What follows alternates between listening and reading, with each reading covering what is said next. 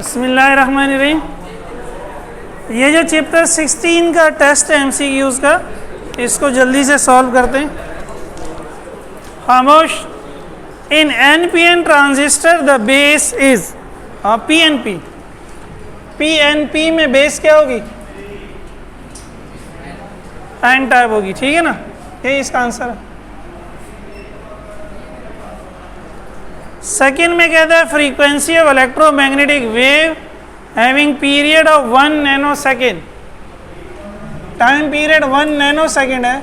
Nano का क्या मतलब है? 10⁻⁹। फ्रीक्वेंसी क्या होती है टाइम पीरियड का उलट? तो ये क्या हो जाएगा? 10⁹ हर्ट्ज। 10⁹ को गीगा हर्ट्ज कहते हैं, ठीक है? 1 गीगा हर्ट्ज।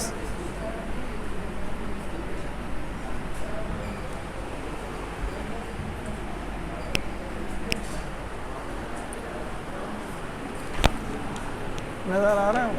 ठीक है। तीसरे में कहता है transistor is a device that has 2 electrodes, 3 electrodes, 1 electrode, 4 electrode. 3 electrode, ये इलेक्ट्रोड कहलाता है ना, 1 2 3, ठीक है।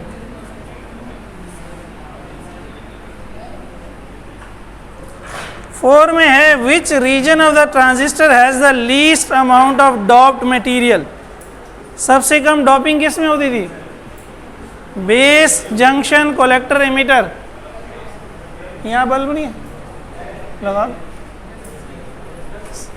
सबसे कम डॉपिंग किस में होती थी? एमिटर में होती थी।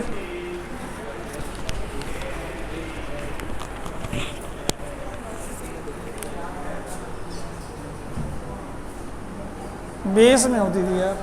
बेस थिन भी होता था और डॉपिंग भी सबसे कम होती। ये मैंने लास्ट वीक किसी लेक्चर में कहा भी था, ये सॉल्व कराऊंगा मैंने। Which relation is the correct one? Current के रिलेशन कौन सा सही है? तो करंट का ये रिलेशन था ना ट्रांजिस्टर के लिए, IE is equals to IB plus IC। 6 में कहता है transistor is a device which has 3 PN junctions, 1 PN junction, 2 PN junction, 4 PN junction. कितने PN जंक्शन होते हैं? 2 होते हैं, पक्की बात है यार। 1 और 1 2 ना, एक ये जंक्शन है, एक 2 है ना। 3 इलेक्ट्रोड है, हर एक के दरमियान एक जंक्शन है।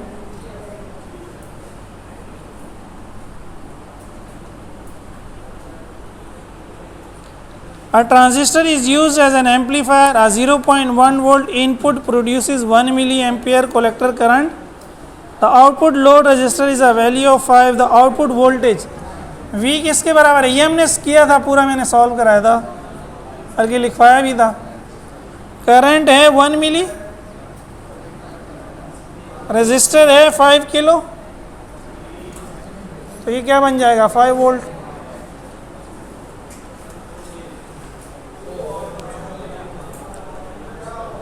अच्छा, 7वां नहीं है, ये 8वां है। 7वां क्या है? Ratio of collector current to base current is in a transistor is IC upon IB। Transistor gain, collector gain, base gain या करंट गेन? करंट गेन की डेफिनेशन थी नहीं।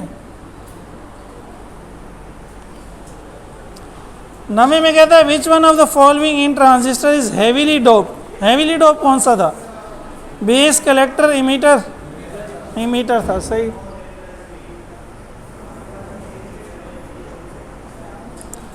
दसवें में कहता है combining modulating signal with RF signal of high frequency is called rectification, modulation, amplification या demodulation? Modulation की डेफिनेशन है ना यार, नहीं? तो ये साथ साथ पिछला कब रिवाइज करोगे तुम लोग? हैं इन AM amplitude modulation which property of modulated signal is constant? कौन सी कांस्टेंट होती है? इन्हें हम चेंज नहीं करते। Phase, amplitude, frequency. Phase and frequency, phase and frequency. Amplitude तो चेंज करते हैं।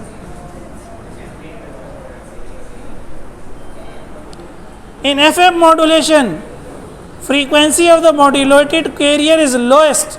FM में जो मॉड्यूलेटेड कैरियर होता है यानी मॉड्यूलेशन के बाद जो सिग्नल बनता है उसकी फ्रीक्वेंसी लोएस्ट कब होती है?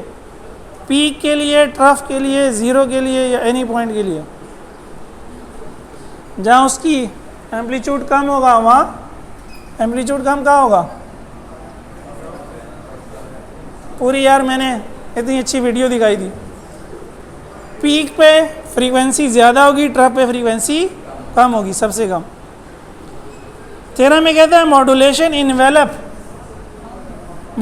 Envelope is outline of modulated wave in AM, outline of modulated wave in FM, outline of modulating wave in AM, outline of modulating wave in FM। कौन सा सही है? AM का आउटलाइन था ना। मॉड्यूलेशन के बाद जो सिग्नल आता है उसको कहते हैं modulated wave in AM।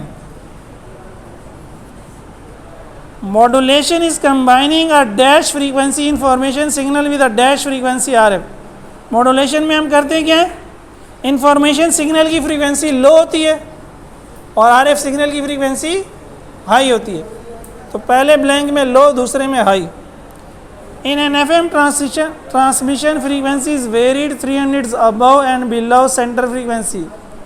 Frequency deviation is, FM में हम जिस फ्रीक्वेंसी पे मॉड्यूलेट करते थे उसको हम क्या कहते थे? सेंटर।